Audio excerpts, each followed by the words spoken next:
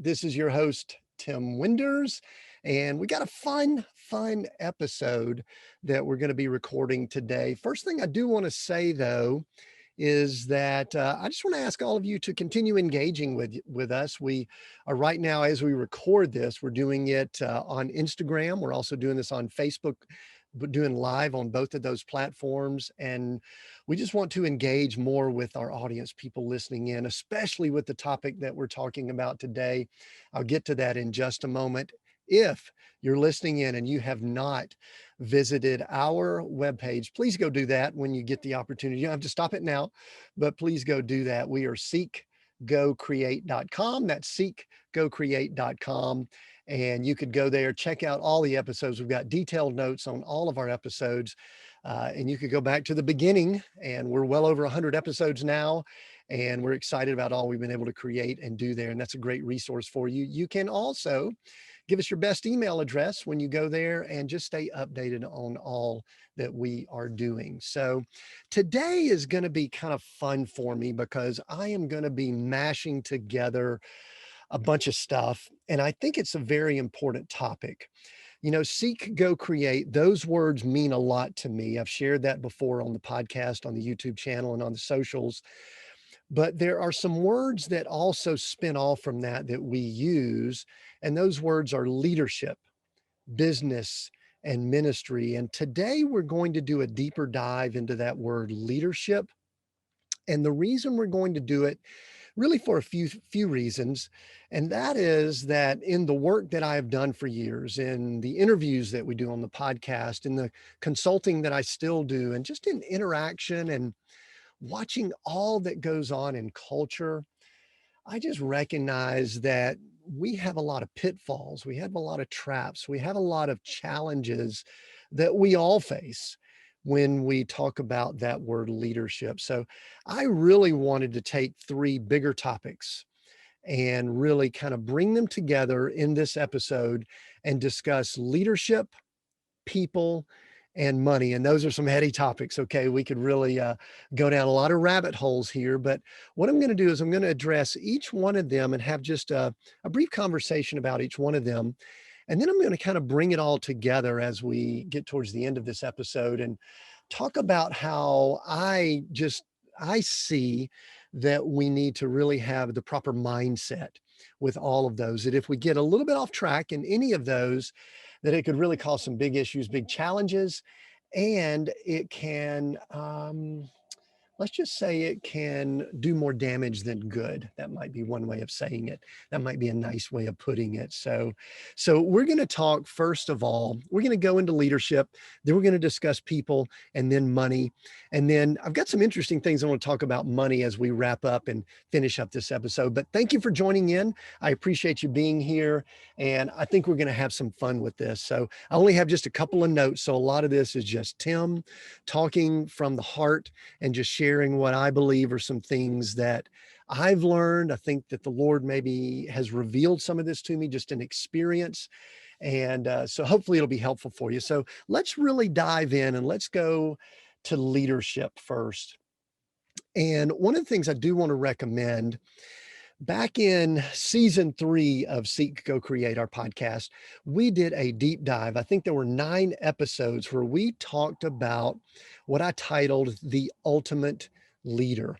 And it was something that it had been kind of welling up inside of me for a long time to talk about leadership from a different perspective than I've ever heard anyone speak about it. I mean, we've heard people discuss leadership related to, you're born leader, or you can learn some tactical skills to become a leader. Or there was the authoritative leader that a lot of us saw when we were coming along. I kind of went to college and all during the 80s and 90s, and we saw a lot of hard charging boss type leadership styles then. And then we started hearing more about things like servant leadership. And I think all of those have value, but we have to kind of learn from them. And I also think they also have some challenges with all of those. Even the servant leadership, I actually have seen that manipulated and used in some circles, in some environments, to where people would use it to try to keep their thumb on people or to keep them from being equals or being able to state their opinions or their thoughts. And so one of the things that I'd been studying for years, and I spent a lot of time studying some leadership books, but I really spent more time studying scripture. And for those that may not know, if you're just listening in, I am a follower of Christ, and I don't back down from that. And I've been studying things in the arena related to business, leadership, ministry for probably going on 30 plus years now. And so one of the things I'll be sharing here is in many ways a culmination of that.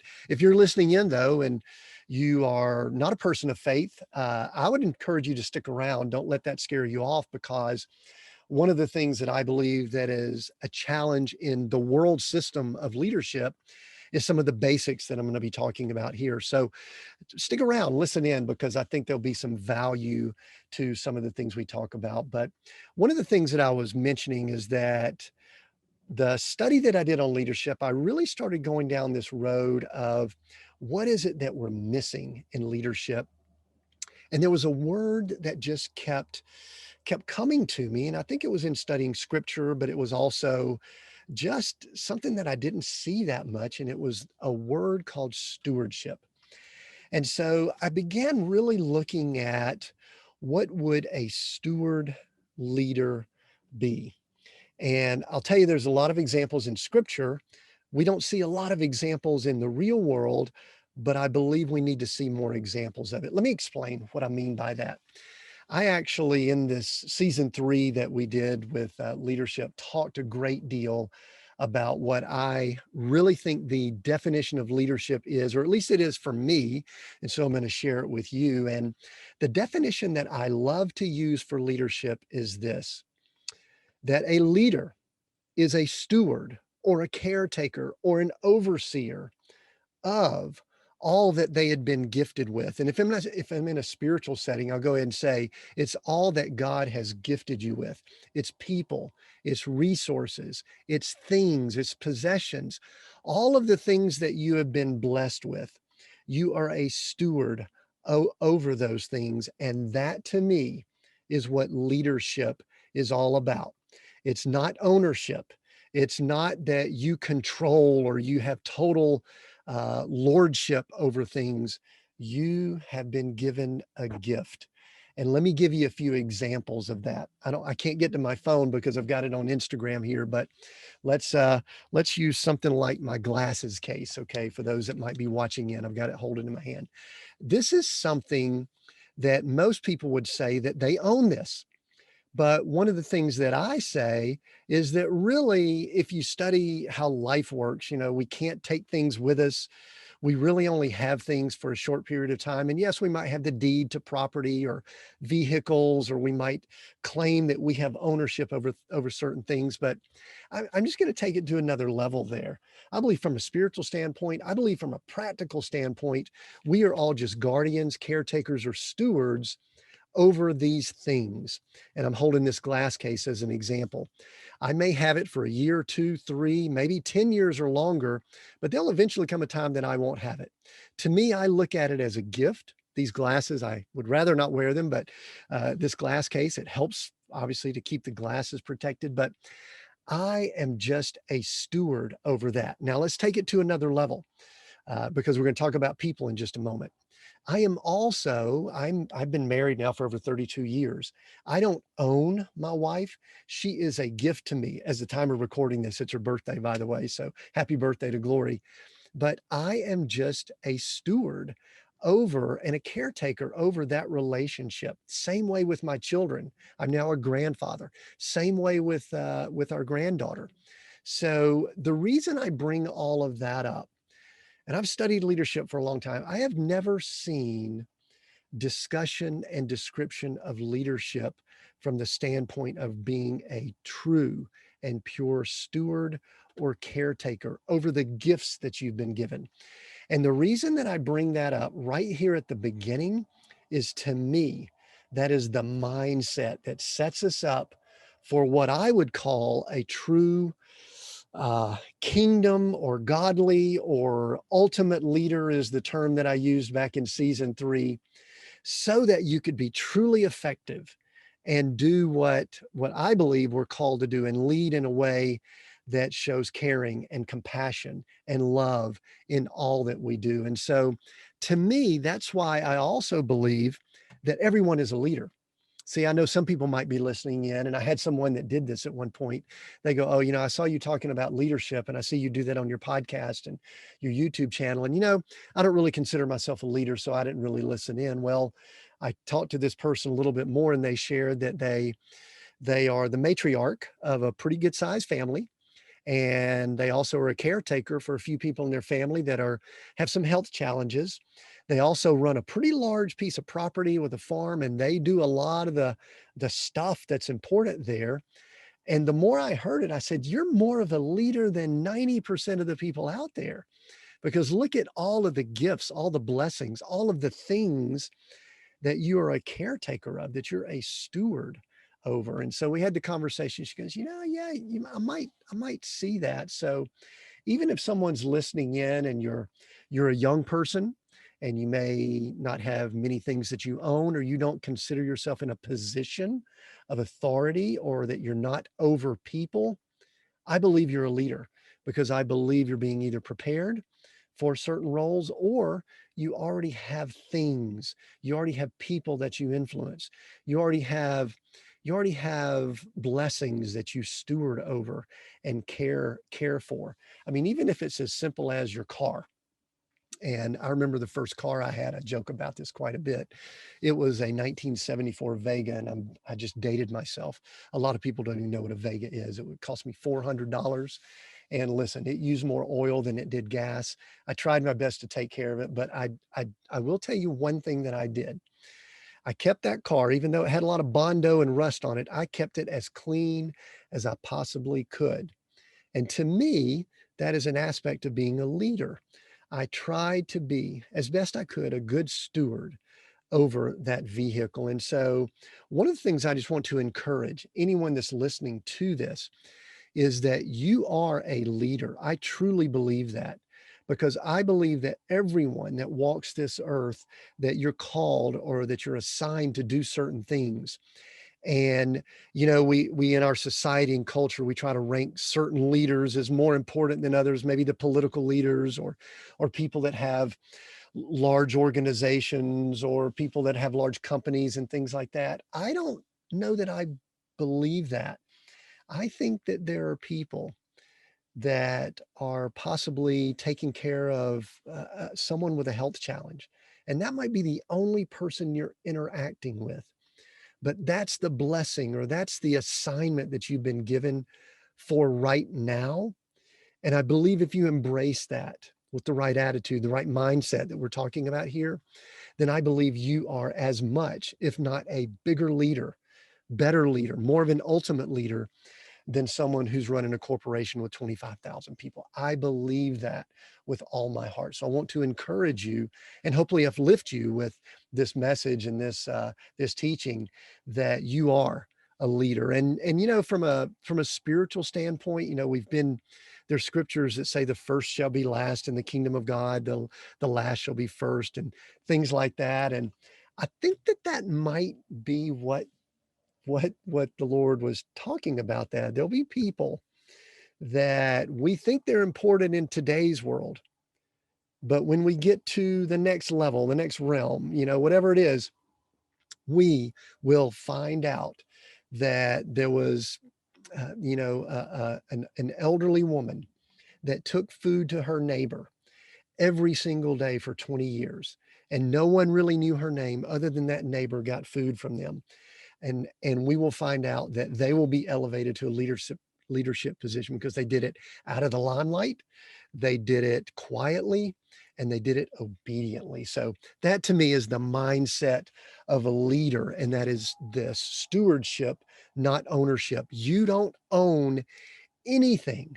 And I know a lot of people get uncomfortable with that in our culture and society, but you do not really own anything. It is a gift. And when you look at it as a gift and you consider yourself a steward, I believe that you're on the path to the proper mindset of being a leader.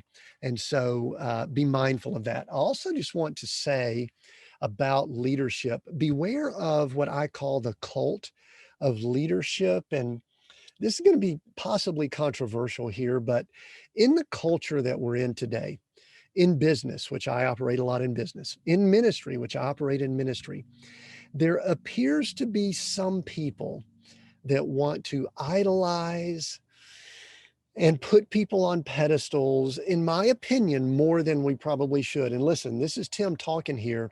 There was a time in my life, in my career, where I was in some of those positions and I loved it. It fed my ego, it fed my pride. And listen, I think that we're in real danger of doing that in a lot of our churches, in a lot of our businesses, in a lot of our organizations. And so I really do want us to beware of that. I'm not saying that we don't show honor and respect for people that are in positions, but there's a fine line, or maybe not that fine of a line, between honoring someone and idolizing someone. And I think that's one of the challenges that we see in a lot of, I'll just go down the path with churches now, where we see a lot of church leaders, unfortunately, it's many times men, that they have been put up on pedestals, and they don't have anywhere to go to get help, to ask when they've got challenges and issues, and no one will call them out when they are doing things that they don't need to be doing. And we'll see them fall or have issues with integrity, and that's not good, because what it does is that ripples throughout an organization. So beware of the cult of leadership. That is a real challenge in the world that we're in today, and in the world we're in today. And I know it's a little bit ironic that I'm talking about it while also on a podcast that is going out to 30 countries plus.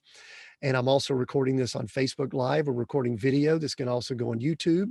We've also got behind the scenes Instagram while I'm doing it. So it's a little bit ironic that Tim's talking about not creating that cult of leadership.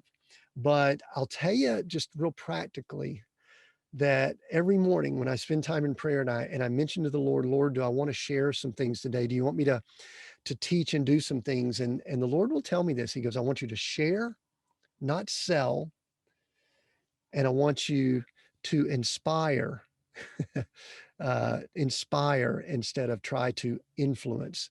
And that's something that I attempt to allow to guide me, because I could step into that, really wanting to create a big audience. And I don't mind having a big audience. It's just when it starts messing with your head. And we've seen leaders do that. So if you're a leader in a position, be mindful of it. Get somebody to help you out, get a team around you, get a coach. Like I'm a coach. I'm one of these folks that I'll speak into people. I say, hey, listen, let's watch ourselves, or just have someone that can kind of lead and guide you, or really, this is the best thing to do. Be mindful of what about to be talking about, and that is when we move into talking about people. So beware of the cult of leadership. And the big thing that I just want to call out, leadership, I've talked about the mindset, which is the most important thing here. And that is this: if you are a steward and you have that proper mindset, that you don't own it. Let's just say you've been elevated to the head of a company that's got 100 employees. Yes, your name might be the owner, but it's a gift. You've been blessed with that. You don't own those 100 people. You probably don't really own a lot of the assets. You don't own the customers. You don't own the people you interact with. You have been gifted those things. I believe, by God, you've been gifted those things. So treat it that way. If you're the head of a church or ministry or organization, and you look out from the pulpit, or you look out digitally and you see 100, 1,000, 500 people out there, you don't own those people. They've been blessed, and they've been brought to you just to hear a message and to minister. So if you ever step over, or we ever step over into a position where we believe that we are a big deal, or that we believe that we are better than, or up on a pedestal, or whatever you want to call it.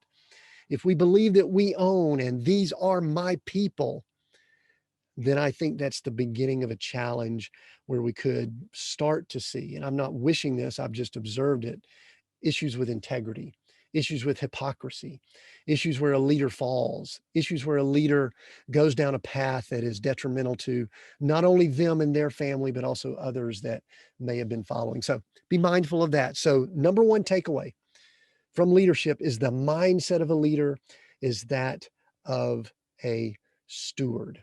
And what are most leaders a steward over?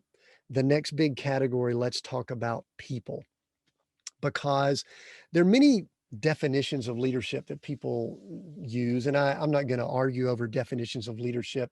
To me, there's so many things that we could use to define leadership. I've kind of shared with you what I like to define it as, and it kind of helps me. And I'm hopeful that it helps some of you. But a lot of people say that you're not a leader if you don't have people following you. Or a lot of people say that a leadership is influence, or that leadership is a position or a title. And I'm not going to, like I said, disagree with all of that, because I do believe that there are some merits to each one of those. But I think we would all agree that in our culture, the perception is that leaders are people that are leaders or individuals that have groups of people that follow them. And so let's talk a little bit about people and how it fits into this conversation of leadership. And let me just say right up front, just like I said earlier, that if you think you own a group of people, then I think right out of the gate, you've got the wrong mindset. I think right from the beginning, you're not thinking correctly, because one of the things, and this is a little bit of a confession time for me, I really used to, I don't know that I had the proper heart towards groups of people. Maybe individuals I did, but as I worked with organizations and I started having groups, I think I perceived them in the wrong way. I think I looked at those people as helping Tim get to where I thought that I should get to. And I can tell you, sometimes you could play tricks on yourself, even from scriptural standpoint. You could believe maybe that you're called or you're assigned to be a leader, and that the Lord might just be bringing these people to elevate you to that point. And some of that could be true, but I'll tell you that that is another slippery slope, a little bit dangerous, that you would want to be careful going down that path. So be cautious of that. But here's the bottom line for me. If you're not going to show love and compassion, you really don't have any part of leading people. You really don't. And so this is like leadership 101 after we talk about the mindset. And that is, you need to be a person that, as best you can, you show love, compassion, and understanding for all people. And I know that's tough. People are tough, and we all have bad days, and we all have our weaknesses ourselves. But in general, we need to be leaning in, pressing in towards showing love and compassion to all people. You know, we're in some tough times in our culture and our society. We've got these situations where we've got division and divisiveness with, I'm in the United States. So with political parties, we've got it there. We've got it with belief systems. We've got it with, male and female. We've got it with sexual orientation. We've got it with the rich, the poor. We've got it with skin color and where people come from. All of that is horrible. It is, we watch the news. None of it makes much sense. But I'll tell you that if just a few people would begin operating out of more love and compassion for others, it would begin. I'm not saying it would solve it, but it would begin to address those issues, because we would look at people in the proper context and the proper tone, with the proper, I guess, mindset of what people are. And it's kind of one of the reasons why I think this is the big takeaway from what I wanted to share as far as people goes. People are not a commodity. People are not a commodity. Everyone, if you're listening in, if you're watching this, everyone that's listening in here, watching, that you interact with, that I interact with, the people that we even see on the news or in social media that might be hiding behind a keyboard, they are unique individuals that were created for a purpose. and they are not a commodity. We cannot lump people together in right or left or Republican or Democrat or from Asia or from Africa or from America or from Central America or rich or poor or anything like that. They are unique. They are unique and they are designed for greatness, for something that they were put on this earth for. So do not ever look at people in a different way, in a different uh, anyway, never look down on people. And you know what I really believe? I believe we all are created as equals. Now we all do different things, and but I think many people, I think like we were talking about earlier with leadership, they believe that they were put on a pedestal, or that others are put on a pedestal. We put people on pedestal, and then that starts messing with things. No, people are not a commodity. They're unique individuals, and we need to look at them that way. So that's important. So people are not a commodity. They're unique and designed for purpose. If you are a manager, or you run an organization, or you have a tribe or community, you do not own people. They're unique and they're created and they're blessings. So you don't own them. You have a responsibility to serve and to steward them. However, you serve and steward them. So please remember that. You know, there's three types of businesses that I just wanted to speak to directly as we look at this. And I deal with a lot of traditional businesses, companies, and even large companies and organizations that I coach the leaders of the leadership teams. And then I also am seeing a lot of people that are building communities or tribes or their people or those type things. We've seen a lot of that. And then I also have a background years ago where I was involved with a multi-level marketing business, and I learned a lot about how I interact with people from them. And so that is what I guess I wanted to address each of those, because I see people, first of all, in business settings, that they don't treat, let's just call it, their employees as if those employees are gifts and blessings and have unique skills and abilities. They don't do that. So that's one thing I wanted to mention with business people. People that are building a community. I listen, I love the term tribe. I love, these are my people. And I love the thought of building those communities. And I do think that a lot of what I see there are some of the most powerful ways of connecting with people in our culture today. We're doing a lot of it on social media, and we're obviously doing some things with what we're doing on social media. The challenge that I see there with people, though, is that they may be more entertaining and putting on a certain face for people. There's one recently, I won't go into it here, but there's someone who, it was actually a female.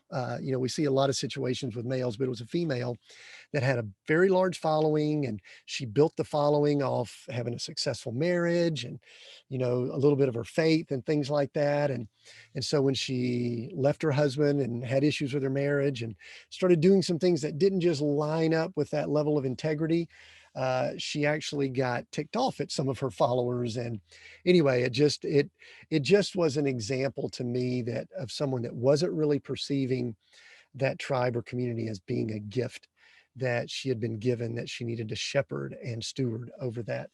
And then the last thing I want to mention is just folks that might be in businesses like that I was in years ago. And this is when I knew that I had a problem.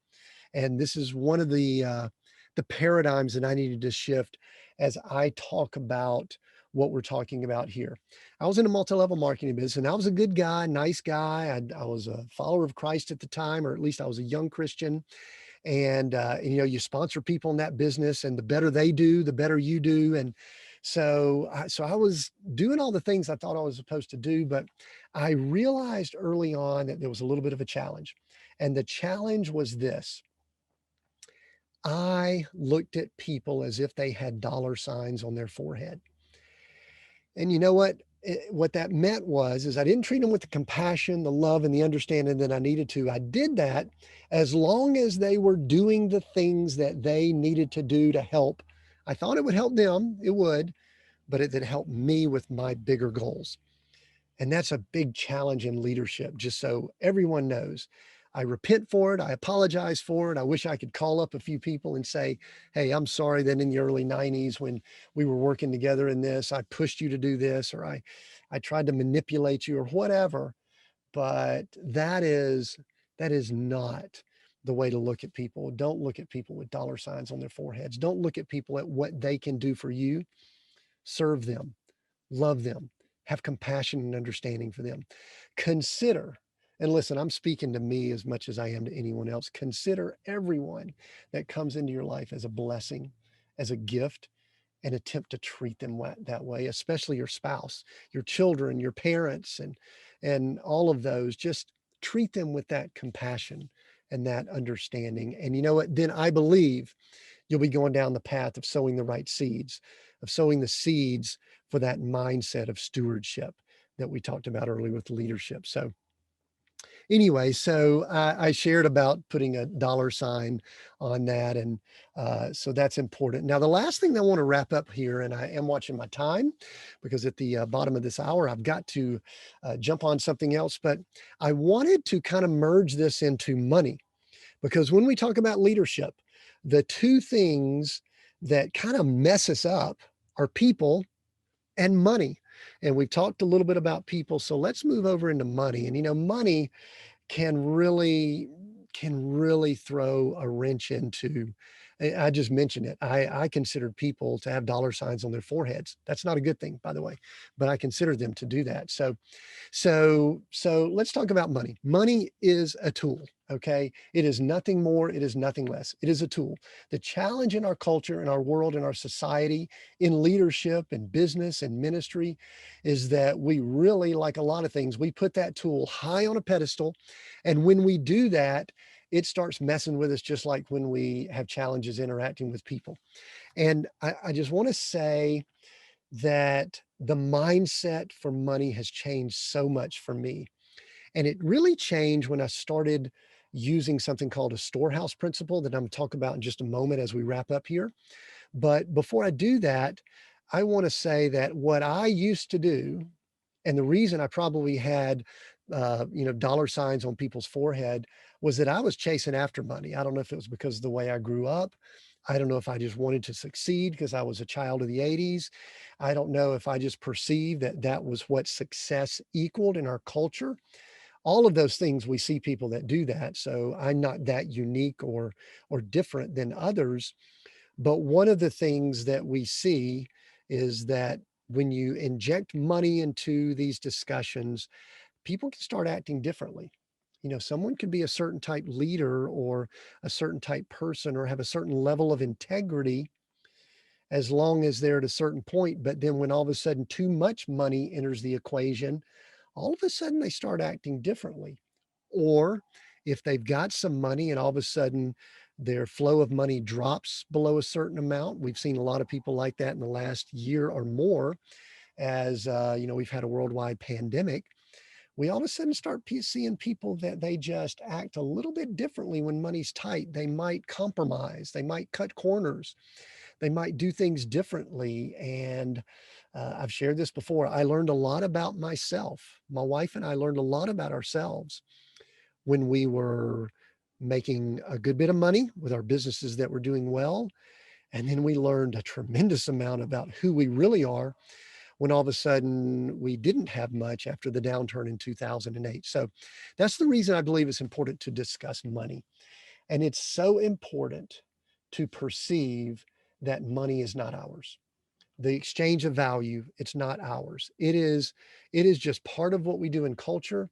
And anything that we have, going back to the mindset of leadership that we discussed at the beginning, anything that we have, it is just a gift that we steward over while we have it. I know people have heard the saying, you can't take it with you. You can't take money with you. You really can't take people with you when we pass on, and you really can't take stuff with you. And so it really is just a gift that we are using. Now, some people have a lot that they're using while they're on this earth, and some people may not have as much. Some people might seem to, everything they touch seems to turn to gold, or they have a lot of financial resources. Some people might be in a perpetual state of trying to get more of it or just get enough to get by. All of that messes with us. And so for me, and what I'm wanting to share here is that I had to get in the mindset of being a steward. And because I was a steward, I needed to set up a storehouse for where I believed the gifting of the financial resources came from. Now, I'm not going to get preachy with you. And in just a little while, I'm going to share a real practical byproduct of this that has brought in a lot of wealth and success for our family and possibly some others.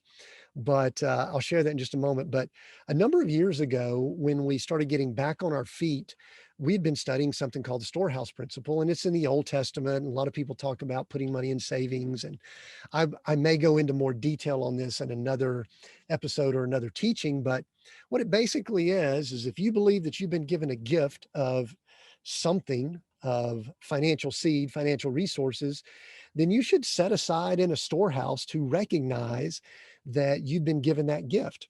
And so if you go back to Deuteronomy and some Old Testament scriptures, it talks about, putting money or putting uh, putting resources in a storehouse. And so I won't go into a lot of detail with that, but that really is a scriptural principle, and it's a timeless principle. So my wife and I, just a quick story, this is what we did as we started receiving some more finances back in 2015 when we were starting to get back on our feet.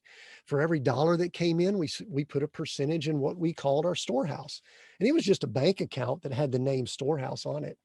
And we started doing that, and our finances just started to grow. And we lived off much less, before we typically spent what we made. That's not being a good steward, by the way. And anyway, not to keep going into it, study the storehouse principle, but it has made a tremendous difference for us. And what it also does is I think it sets us up, it sets up people to be a better leader, because you're automatically acknowledging the gift or the blessing of finances or resources coming into you. So, so what we do is we just set it aside. And is it a savings account? Maybe. Is it something that we go to in an emergency? Not really, because it's not ours. It's just us saying, listen, we say, Lord, this is your blessing from that you've given us. We're just going to put some aside in the storehouse.